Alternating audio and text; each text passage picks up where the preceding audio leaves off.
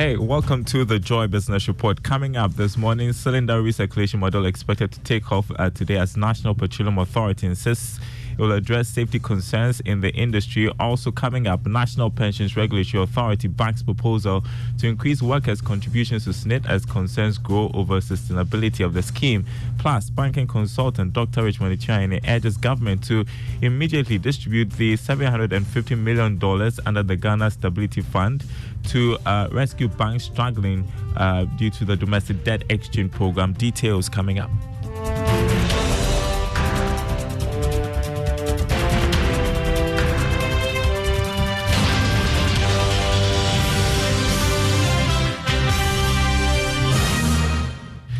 My name is Darryl Kwao. Thanks for being with us. Hello to our friends listening from Koforidua on KTU Radio. First up, the cylinder recirculation model is finally taking off today after previous postponements due to industry concerns. The initiative seeks to centralize the distribution and sale of LPG in the country for domestic consumption. It will allow consumers to exchange empty cylinders for a filled one at a specific location. Mohammed Kudus speaks for the National Petroleum Authority.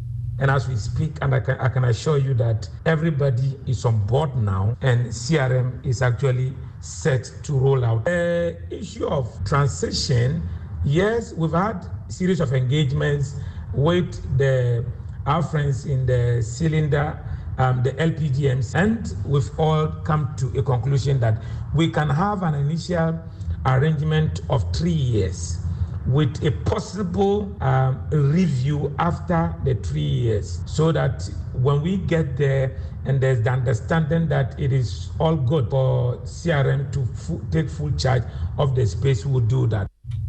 Mohammed Kudus speaks for the National Petroleum Authority. Now, the National Pensions Regulatory Authority says it supports proposals for workers' contribution to the SSNIT scheme to be increased. It follows concerns about the sustainability of the scheme, which is under threat if drastic measures are not taken to review contributions. Speaking on PM Express Business Edition, Chief Executive Hayford Atta Krufi said it was time to engage various stakeholders on the issue. The actuarial valuation, the last one that SSNIT did, there was a recommendation that contributions need to be upped a little bit. Yeah. So all these are discussions that we're not opposed to. I mean, of course, when the scheme is on comatose, of course, naturally, certain decisions will have to be done. Yeah. But everything that has been done in terms of sustainability, what needs to be done immediately in terms is being done. And so for us as regulators, even the 3-year interval that the actuarial evaluation is done, we think is too long.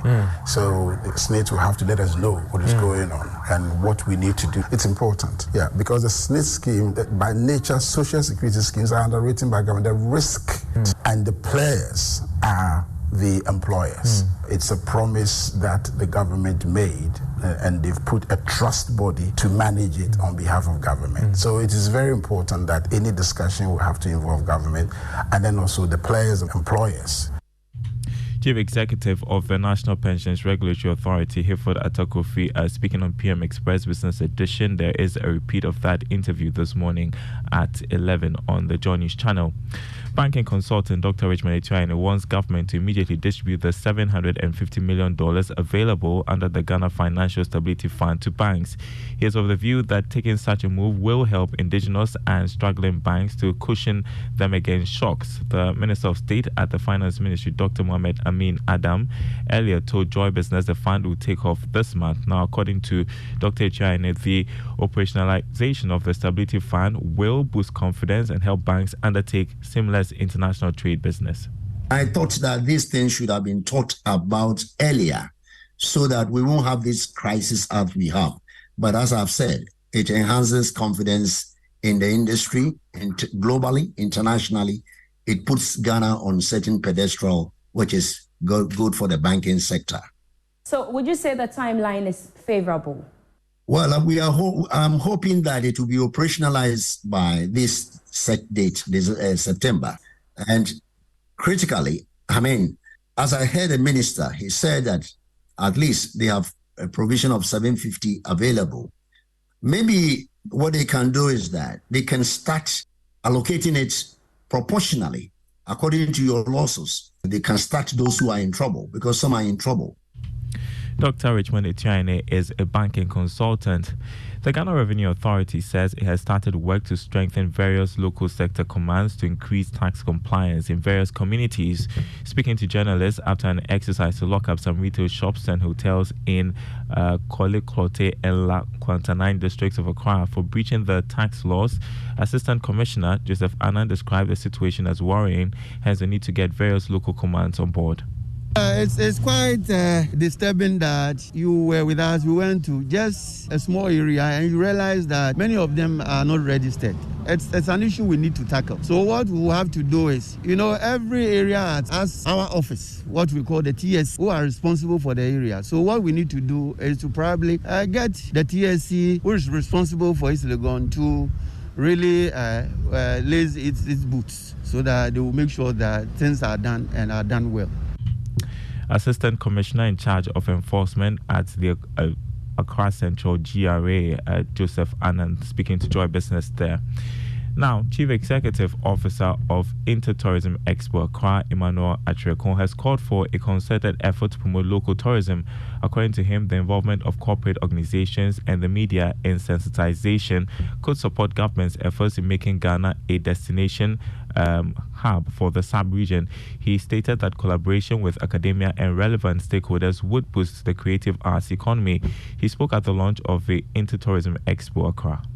Let me say, government is really doing well, and I must commend the current ministry. They are doing their bit, but then we need the support of the Ghanaian populace, because we cannot deliver these attractions that we are not engaging in our own local tourism. I keep saying that Ghanaians, we are not comfortable with the tourism space, but then if all of us can even go to our various hometowns a year, and then we say that we want to know what the attractions are, what the cultural elements are, then we will also sell our tourism activities within that environment. Emmanuel Achirekon, CEO of the Intertourism Expo Accra. You are listening to the Joy Business Report. Now, some exhibitors who have signed on to this year's EcoBank Journeys Habitat Fair are promising more discounts for potential homeowners who participate. This year's event promises to be unique, as exhibitors say they are poised to provide tailored housing solutions.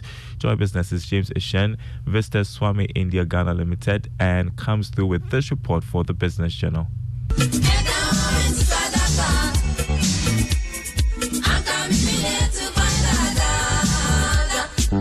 Swami India Ghana Limited, incorporated in 2013, is a subsidiary of Sineg India Senegal and Swami Holding Limited UAE, incorporated in 2009 and 2019 respectively. Swami India Ghana Limited is a real estate company that develops properties for those who value flawless designs, superb craftsmanship, and pristine finish.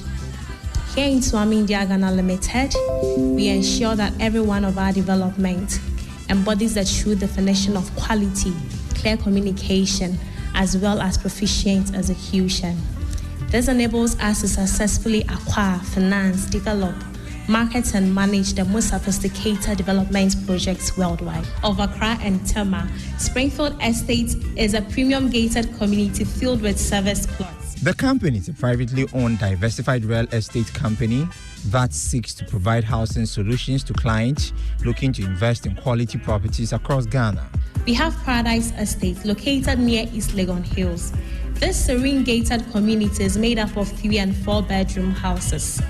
The home buyer or real estate investor is assured of world-class amenities such as the state-of-the-art gymnasium, a community pool, kids playground, large green gardens, as well as tennis courts, coupled with maximum security, giving them an aura of class and comfort, as well as returns on the investment made.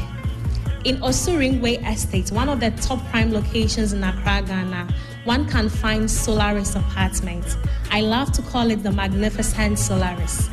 This apartment is made up of 1 and 2 bedroom units. This is a residential and commercial development.